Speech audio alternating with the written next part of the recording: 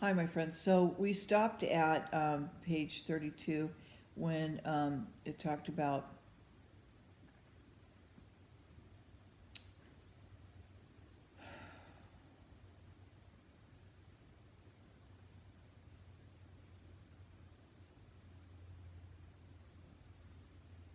the Lord bringing back your memory.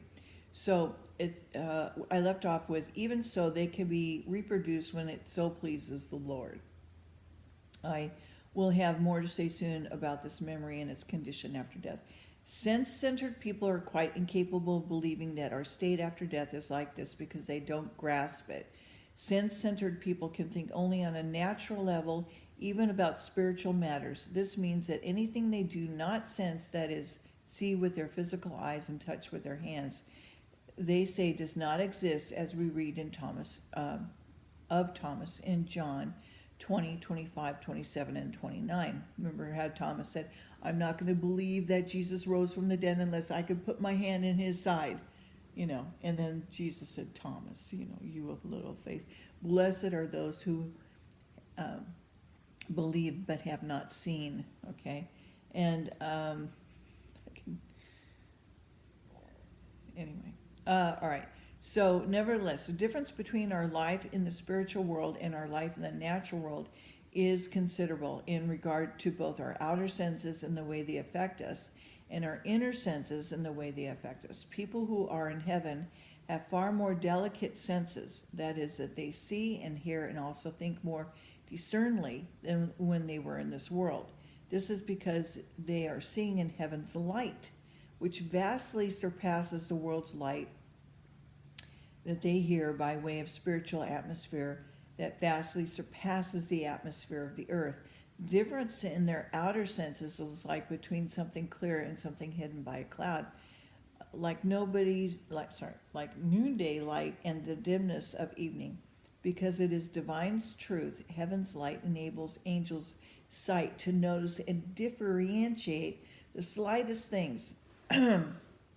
Further, their outer sight is responsive to their inner sight or discernment, since for angels the one sight flows into the other and they act as a single faculty. This is why they're so keen. Their hearing is similarly responsive to their perception, which is a function of both discernment and volition. They can pick up the tone, the word of the speakers, the slightest shading of their affection and thought, shadings of affection in the tone, and shading of thought in the words. Like if you were to say to somebody, I love you, they can tell just by the tone of how you said it, your intention, your thought, how sincere you really were being at that moment, or how seductive, or how sarcastic, or whatever whatever, however the tone is, okay. And they would take away if the other senses were as sensitive, it would take away from the light and pleasure of angels' wisdom and interject a pleasure of motivation centering on various physical appetites that obscure and weaken the intellect to the extent that they flourish. This happens to people in the world as well, who become dull and mindless in regard to spiritual truths to the extent that they pander to their tastes and to their sensual allurements of the body. That was presented in the chapter on wisdom of heaven's angels, 265 and 275. May suffice to indicate that the deeper senses of heaven's angels, the sense of their thought and affection, are more delicate and perfect than the ones that they had in the world. As for the difference in the state of people who are in hell from their state in the world, this too is substantial. The perfection and the wonder of the outer and inner senses of angels in heaven is paralleled by their imperfection for people in hell. However, we need to deal with their state later. As for keeping our whole memory when we leave the world, I have been shown this by many examples and have seen and heard a great deal worth talking about. I should like to cite a few examples in a sequence. There they have been people who denied the crimes and transgressions they had committed in the world to prevent them from believing that they were blameless. Everything was disclosed and drawn out of their own memory in sequence from the beginning of their life to the end. Most of these transgressions were acts of adultery and promiscuity. There were people who had deceived others with malicious skill and had stolen from them. Their deceptions and their thefts were also recounted one after another, many of them known to practically no one in the world other than themselves. They even admitted them because they were made plain as day, along with every thought, intention, pleasure, and fear that mingled in their minds at the time. Whew. Oh gosh, I don't want to live through my life review. Oh, that's going to be horrible. May the Lord have mercy on my my poor soul. Okay. My hip is killing me.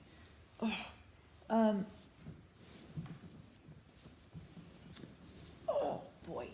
Okay. Whew. All right. Sorry about that.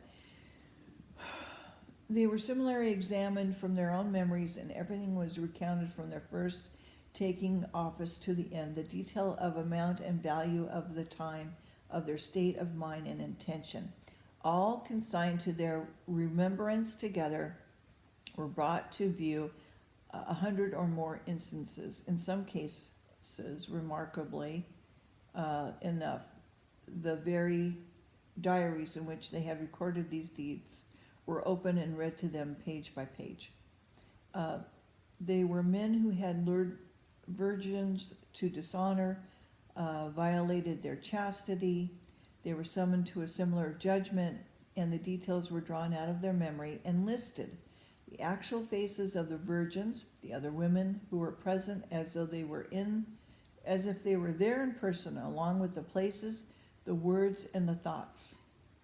It was done as instantaneously as when somebody is actually being witnessed firsthand. Sometimes these presentations lasted for hours. There was one man who thought nothing of slandering others. I heard his slanders recounted in sequence as well as in blasphemies, along with actual words, the people they were about, and the people they were addressed to, and all of these presented together as lifelike as could be, even though it had very carefully kept them hidden from his victims while he was living in the world. Oh, gosh. I mean, there's been times I've been on the freeway driving and I've just really cussed out somebody. I don't want the Lord to even know that.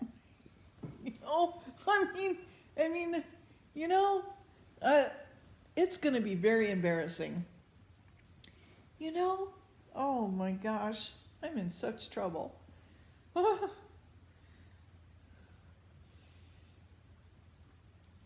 I'm just ashamed at some of the stuff I've done. And I'll probably do in the future, and I'm just,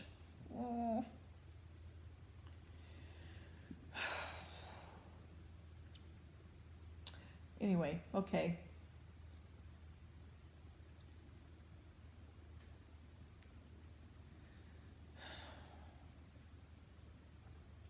All right, so there was one man who defrauded a relative of his legacy by some devious pretext. He was exposed, judged in the same way. Remarkably, the letters and documents they exchanged were read aloud to me, and he said that not a word was missing. This same man had also secretly killed a neighbor by poisoning just before his own death, which was disclosed in the following way. A trench seemed to open under his feet, and it was open, and a man came out as though from a tomb and screamed at him, "What have you done to me?"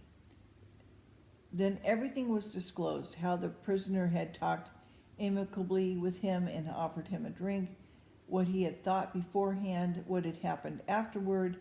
Once this was uncovered, the murderer was condemned to hell. In a word, all their evil crimes, thefts, wills, deceptions were made clear to every evil spirit. They are drawn from their own memories and exposed, and there's no room for denial because all the circumstances are presented together. So, everything shall be revealed, okay? All things, shall come to light. Not one little thing will be hidden from the Lord, okay? Oh, man. Amen. Right? Okay, so I also heard angels have seen and displayed from memory of one individual everything he had thought one day after another over the course of a month, with never an error recalled, as though he himself were back in those very days. We may gather from these instances that we take our whole memory with us, and that nothing is so concealed in this world that it will not be known after death, made known in public according to the Lord's words. Nothing is hidden that will not be uncovered, nothing concealed that will not be known. So what you have said in darkness will be heard in the light, and what you have spoken in the ear will be proclaimed from the rooftops. Luke 12:2-3. I'm in so much trouble. Oh my gosh. I don't know about you guys, but no. Oh gosh. Oh, all right. Well, it's a little late now.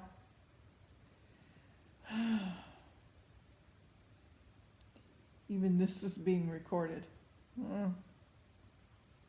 All right, well, okay, let's move on. When we are faced with our deeds after death, angels who have been given the task of examining look searchingly in the face and continue to examination through the whole body, beginning with the fingers first of one hand and then the other, and continuing through the whole. And when I wondered why this was so, it was explained to me. The reason is that just as the details of our thoughts and intentions are inscribed on our brains, because that is where their beginnings are, so they are inscribed in the whole body as well.